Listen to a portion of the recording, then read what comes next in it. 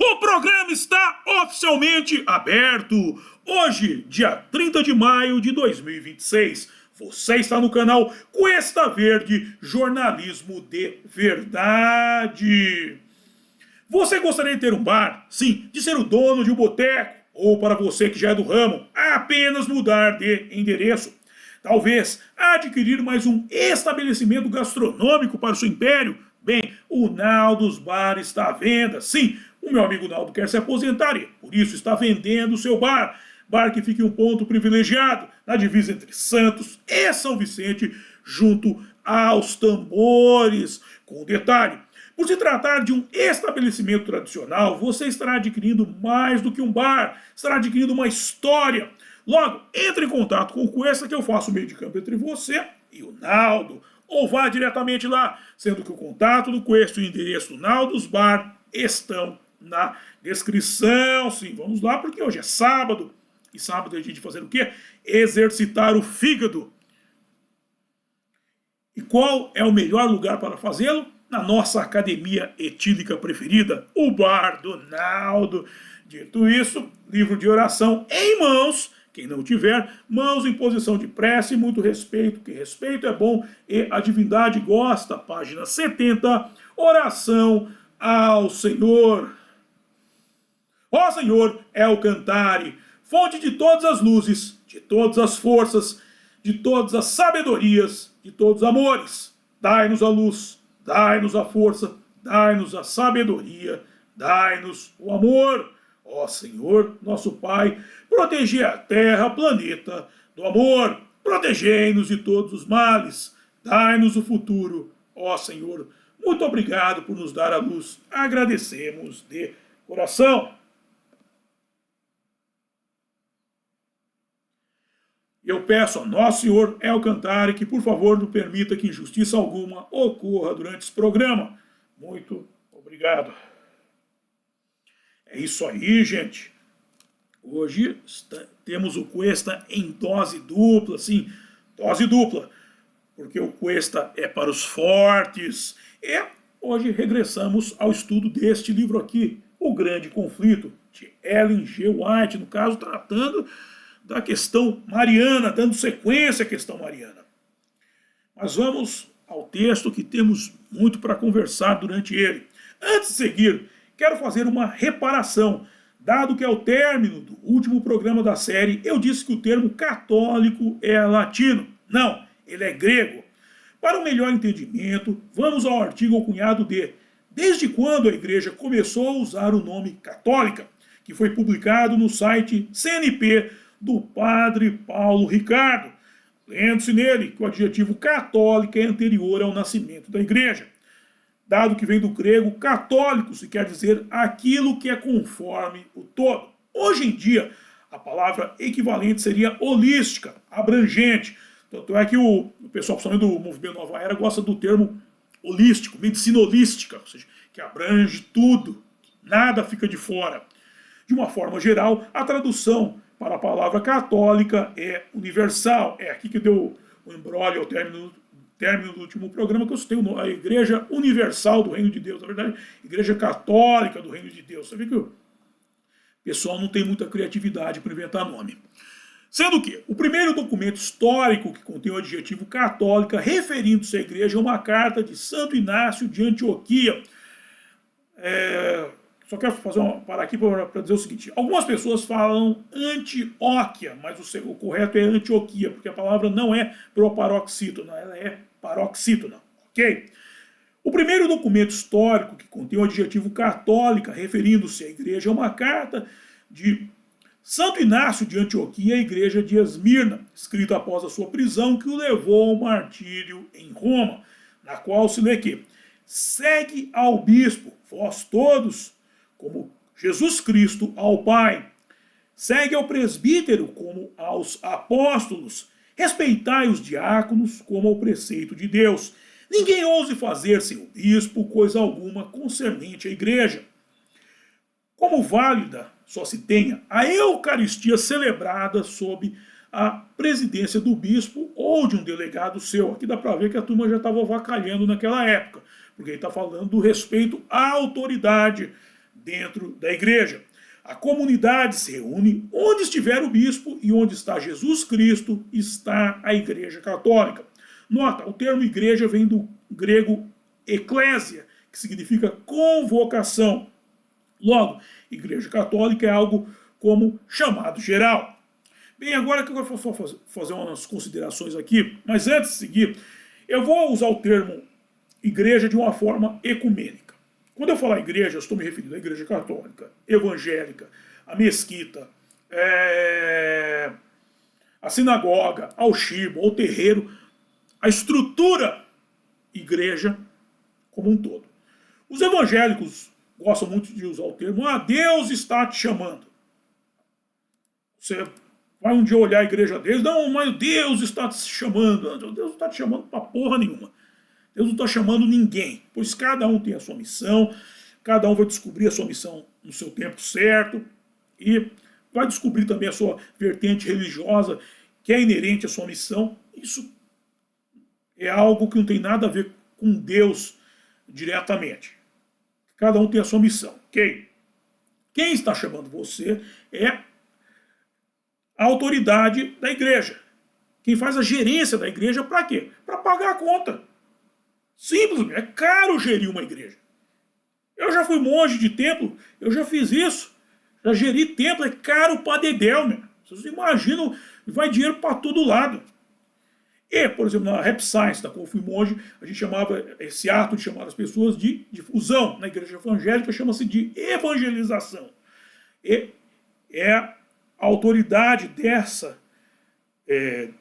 estabelecimento que está chamando. Quando eu digo estabelecimento, por quê? Porque a igreja é como qualquer estabelecimento comercial. O que a igreja venderia? No caso, não vendeu o termo errado, porque ele propicia o exercício da fé. É igual a academia, lembra como eu falei do Bar do Naldo, uma academia etílica? Na questão da academia, você tem uma academia onde você faz exercício, onde você exercita os músculos, e na igreja seria uma academia onde você exercita a fé.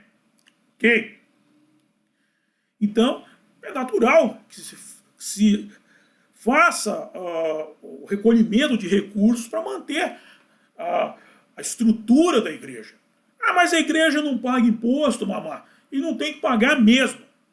Tem que pagar mesmo. Eu sou totalmente de acordo com o fato de igreja nenhuma ter que pagar imposto. Por quê? Porque nós vivemos em algo que eles inventaram que se chama Estado laico, ou seja, o Estado é separado da igreja. Pelo fato do Estado ser separado da igreja, ele não propicia o quê? O equipamento para o exercício da fé. Ele não propicia isso. Então, a igreja está tapando uma lacuna deixada pelo Estado. Dentro dessa academia você vai ter orientação e as ferramentas para exercer a fé, coisa que o Estado não propicia. Logo, como a igreja está fazendo algo que o Estado não faz, nada mais justo de que ela não pague imposto algum. Ok?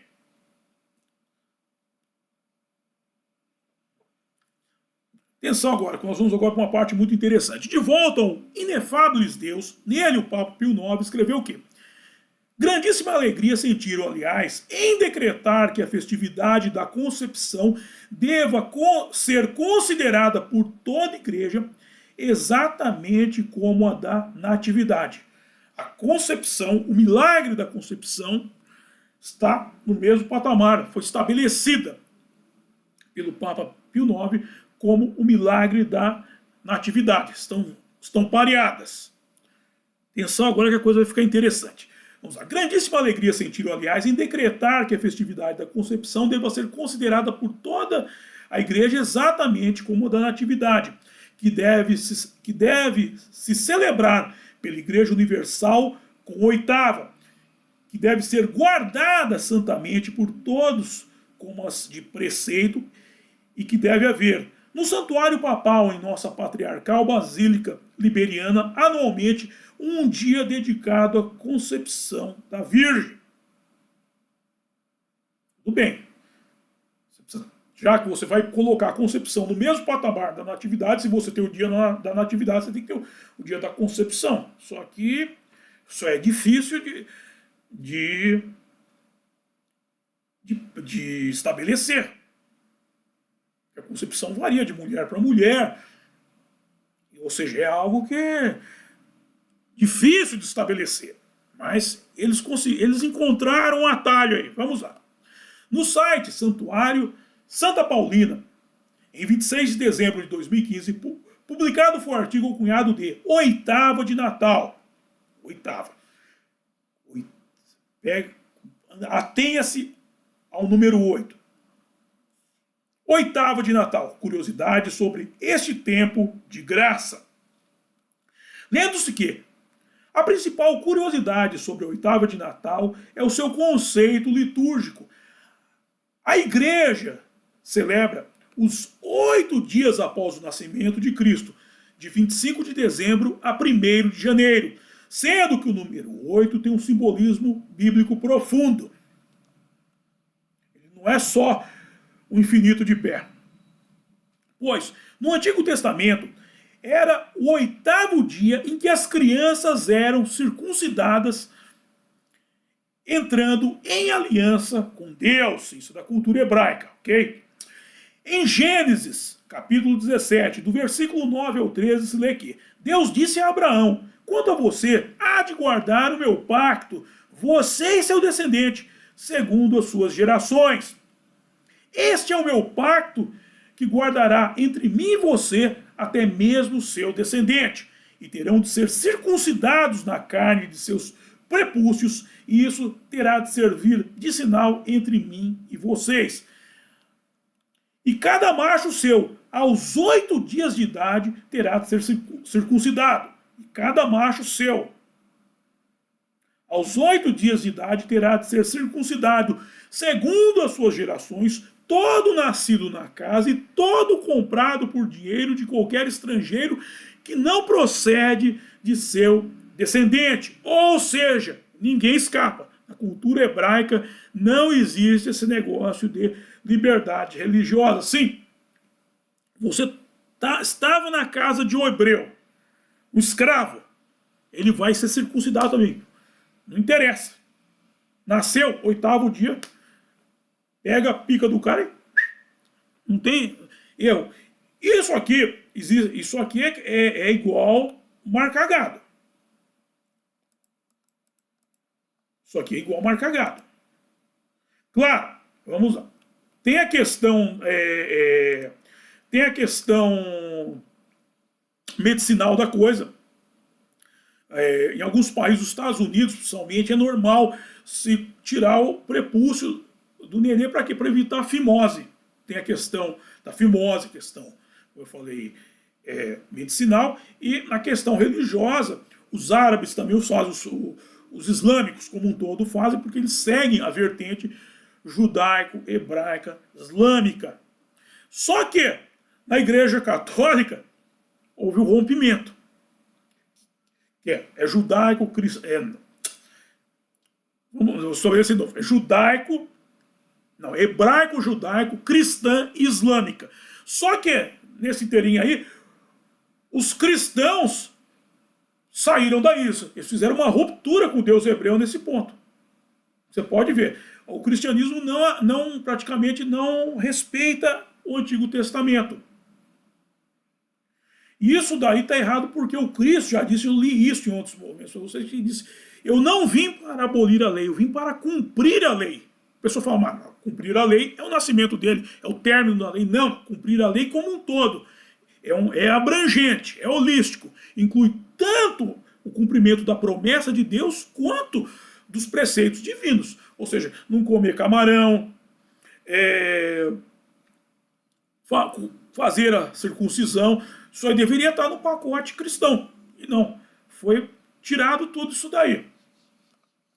Mas vamos entender vamos completar a coisa. Voltando ao texto do Santuário Santa Paulina, a oitava de Natal termina no dia 1º de janeiro com uma das celebrações mais importantes do ano, a solenidade de Santa Maria, Mãe de Deus. Só para não perder o costume, os ideólogos do catolicismo, embora o cristianismo como um todo tenha feito uma ruptura com Deus hebreu, Só para não perder o costume, os ideólogos do catolicismo pegaram uma tradição já estabelecida e alteraram seu signo, significado e significante. Por que é que eles fazem isso? Me pergunta Miriam Big Pig. Assista ao programa Método para Ganhar na Loteria, o Inverno Está Passando, cujo link está na descrição. Mas vamos entender, porque há várias rupturas.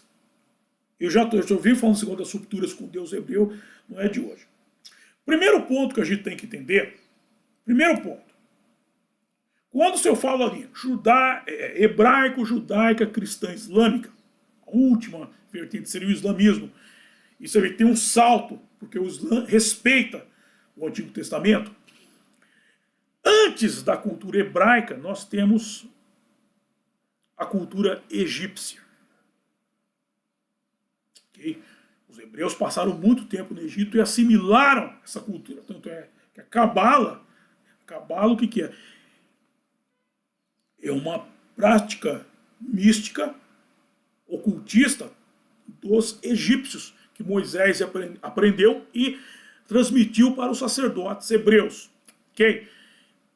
Ok, eles fazem uma ruptura, então, aí eles passam a usar a língua hebraica. Aí como é que eles fazem a ruptura? Eles deixam o egípcio para trás e passam a desenvolver a língua hebraica, uma língua que foi desenvolvida a partir disso. A língua hebraica, tanto é que ela se perde e ela é resgatada depois da última diáspora na Espanha com os sefaraditas, os sefarditas, os judeus sefarditas, ok? A Espanha ela é resgatada e daí se passa a chamar esse misticismo, esse ocultista de Cabala, de Quebel, receber de Deus, ok? Então, vamos lá. Então, primeira ruptura com a cultura egípcia. É usado o idioma e resgatado algumas culturas. Como vocês viram, a circuncisão foi transmitida pelo Deus hebreu para Abraão. Eles já praticavam isso. No Egito se perdeu um pouco, mas foi mantido em alguns grupos, em Goshen ainda. Depois, acontece a primeira diáspora, se perde as 12 tribos de Israel, se perdem várias e só fica, das 12 tribos só ficam duas, Benjamim e Judá. E a tribo de Benjamim existe até hoje, depois nós vamos conversar só disso. Mas a tribo de Judá prevalece e cria ser o judaísmo a partir daí. O judaísmo estabelece uma ruptura com o Deus hebreu também. Agora, quando eles negam que Cristo seja o Filho de Deus. Tem um monte de rabino aí na internet que eles incluem tem um aí que eu vou citar o nome, ele não fala antes de Cristo, depois de Cristo. Ele fala antes da era comum e depois da era comum. Ele trocou Cristo por comum, porque ele não considera. Eles fizeram uma ruptura. Ok? Aí vamos para o cristianismo. O cristianismo faz uma ruptura com a cultura judaica, aí no caso, embora venha lá do Egito, mas é no caso a cultura judaica que é mais próxima, e faz uma ruptura ao fazer uma interpretação da fala de Cristo, que eu vim para cumprir a lei. Ele estabelece que o nascimento dele já está a lei já está, se consumou, ou seja, não tem mais que fazer nada daquilo que está no Antigo Testamento, acabou. E a cultura islâmica, ao seu modo, estabelece uma reconexão com o Deus hebreu. Olha que curiosidade, meu. E um pouco do Egito também. Lá. Agora estamos no cristianismo, vamos para a nova ruptura. A Igreja Católica. O berço da nova ordem mundial. Aí, Roma.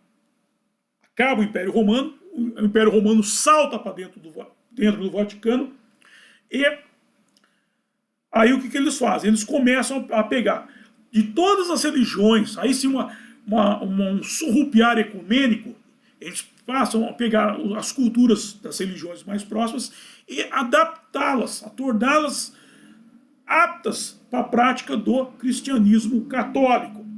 E aí o que eles fazem? Aí começou o Papa Pio IX, sabendo, como já falei nos outros programas, que chegou agora, assista aos outros programas da série, vocês vão entender, sabendo do que eu estou falando, ele tendo esse conhecimento místico abrangente, ele falou, ok, Maria tem o seu papel, é a segunda pessoa da Trindade. E aí falou, mas nós temos que valorizar mais isso. A concepção é um milagre, assim como o nascimento, ou seja, a concepção é importante e ela precisa ser valorizada. Como é praticamente impossível saber o dia exato da concepção, sendo que Maria era judia e à época se praticava o calendário solar, e nós estamos no calendário lunar, lá eles praticavam o calendário lunar, nós praticamos o calendário solar e já mexeram nesse calendário pra caramba. É um negócio bárbaro. Como eles mexem nisso. Eu estou lendo agora, estou lendo esse livro aqui, ó. Não tinha lido. O pessoal, pô, mas você não leu? 1984, aqui está falando isso. Eles mexem tanto na história que as datas se perdem. Não tem nem. Fala-se até do tempo fantasma, que o pessoal, mas a teoria do tempo fantasma está errada. Não está tão errada, não. Eles mexem tanto que a coisa se perde. Ou seja, nós vivemos o calendário solar. Uma vez eu bati boca com um cara, o cara, mamá, esse negócio aqui, nós praticamos o calendário judeu. Eu falei, judeu é o Katsu, velho. O calendário judeu era o lunar. Era o lunar. O calendário solar era o calendário egípcio.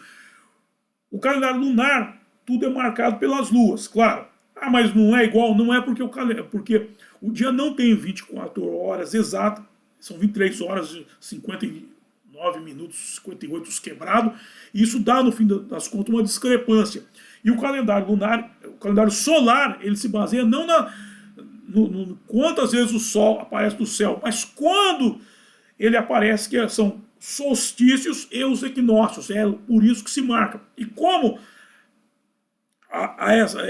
o dia não tem 24 horas exata, há essa balbúrdia horária, eles têm que calibrar isso daí para acertar os equinócios e os solstícios. Por isso que tem mês de 30 dias, mês de 31, ano bissexto e coisa e tal.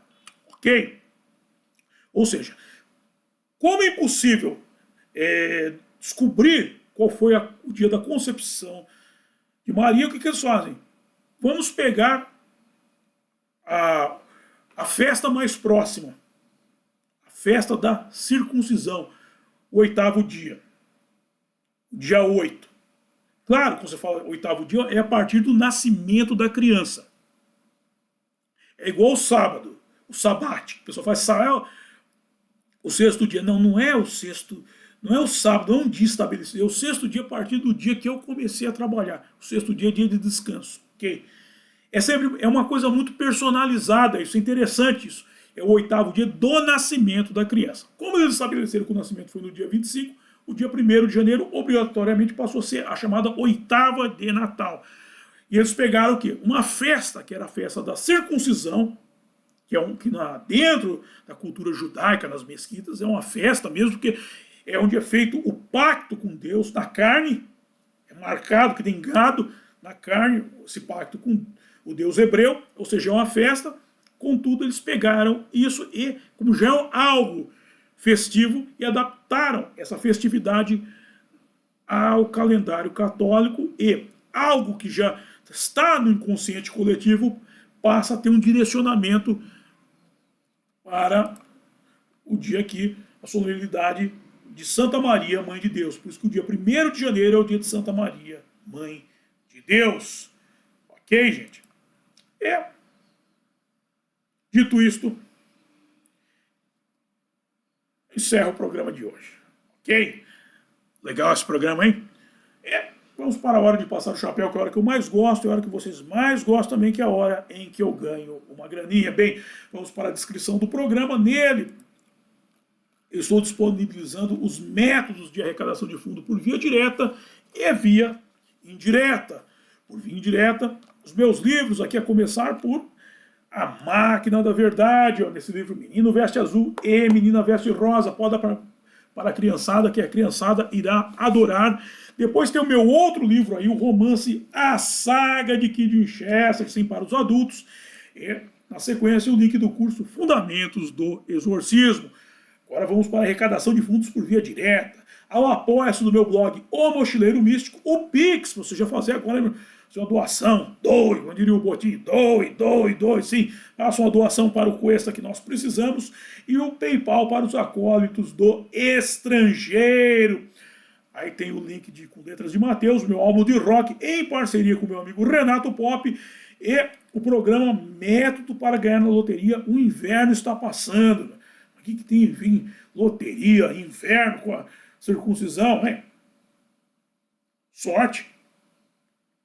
Você tem a sorte de não ser judeu, e no inverno, quando está tudo apertadinho, ninguém fica tentando arrancar mais, correr o risco de perder mais do que já tem.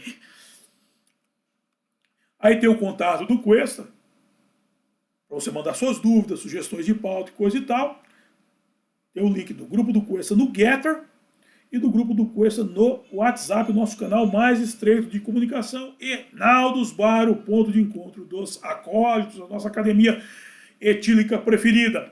E atenção, próximo evento, extensão Denilson, todos os carros, atenção, Os Segredos do Mundo Espiritual por Ryonosuke Akutagawa, as várias saídas de Shambhala, no sábado, dia 6 de junho de 2026, às 6 horas da tarde, no sábado, dia 6 de junho de 2026, às 18 horas, Os Segredos do Mundo Espiritual por Ryonosuke Akutagawa, as várias saídas de Shambhala. Dito isto, quero agradecer a todos vocês que me acompanharam e até a próxima. Bye!